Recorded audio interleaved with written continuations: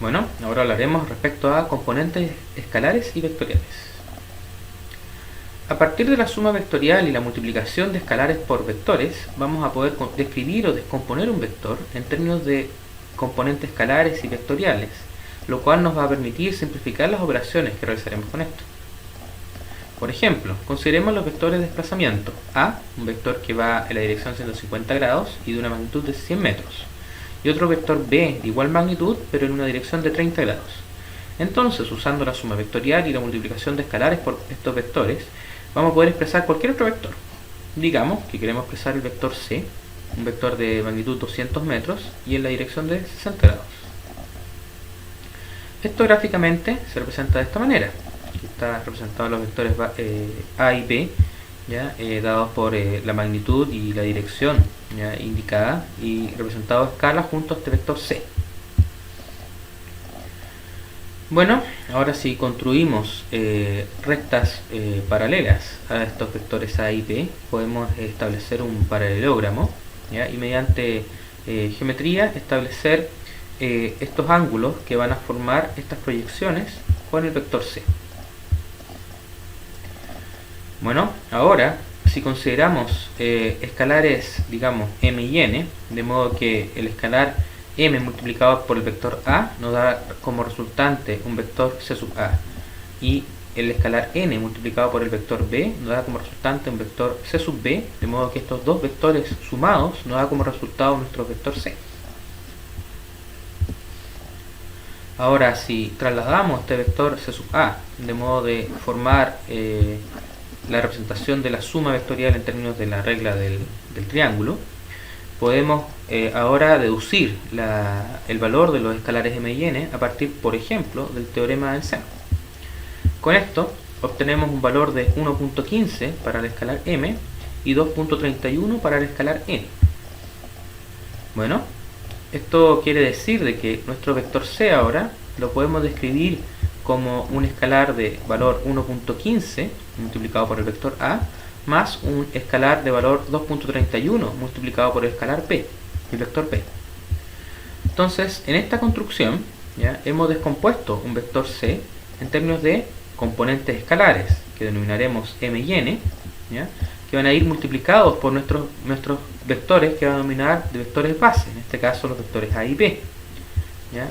Finalmente, los vectores que resultan de multiplicar estos componentes escalares por los vectores base, que hemos denominado en este caso c sub a y c sub b, vamos a llamarlos componentes vectoriales. Bueno, la idea es que usando las componentes de un vector podemos simplificar las operaciones.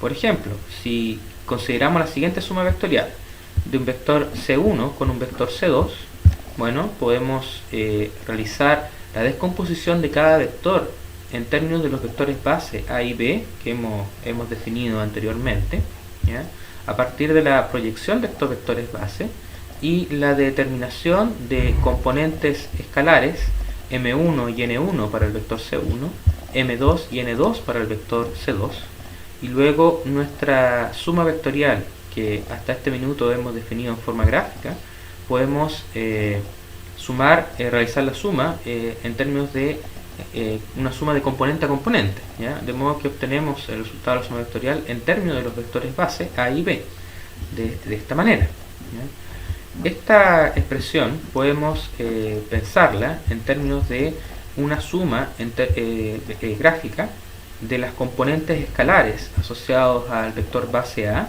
con una suma gráfica de las componentes escalares asociados al vector base b, de modo que obtenemos a partir de esta representación gráfica las componentes escalares del vector suma en términos de esta base, ¿ya? Y luego representar finalmente el vector c1 más c2 en este caso a partir de estas componentes escalares.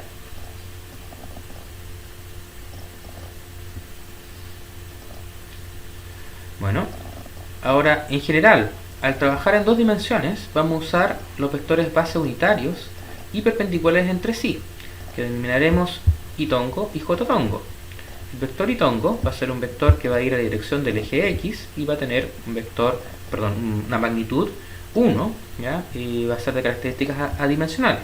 Lo mismo que para el vector j-tongo, que va a ir en la dirección del eje Y. Por otro lado, en 3 dimensiones vamos a agregar un tercer vector, ¿ya? Que también va a ser unitario, perpendicular a estos otros dos, y-tongo y j-tongo, y que vamos a denominar k-tongo, que va a ser un vector unitario en la dirección del eje Z. Entonces, en 2 dimensiones, para un vector B cualquiera, vamos a tener la siguiente representación gráfica.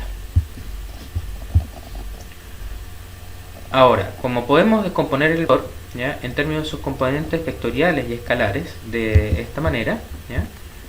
Vamos a tener que, considerando que los vectores base son perpendiculares entre sí, vamos a poder establecer que la magnitud del vector va a corresponder a la raíz cuadrada de la suma al cuadrado de las componentes escalares, ¿ya? Y a su vez las componentes escalares vamos a poder determinarlas a partir de funciones trigonométricas multiplicadas por la magnitud de este vector, ¿ya?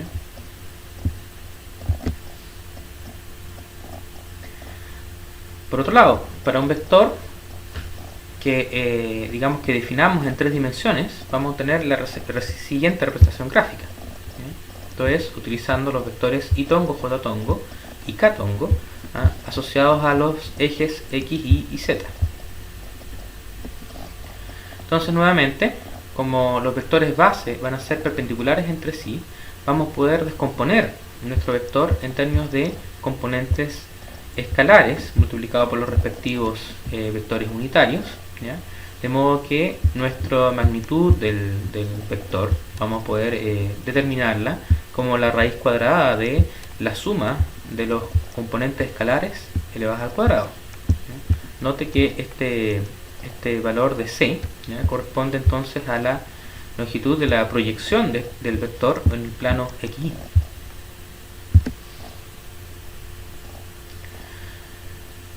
Por otra parte, podemos realizar una proyección del vector b en el eje X y establecer un ángulo alfa, ¿ya? Asociado a la función inversa de la función coseno, ¿ya? Con respecto a la razón entre la componente escalar en la dirección del eje X con la magnitud del vector, ¿ya? Misma idea, podemos aplicarla para tanto el eje Y como el eje Z. A estos 3 ángulos los vamos a denominar ángulos cosenos directores y van a determinar la dirección de nuestro vector en 3 dimensiones.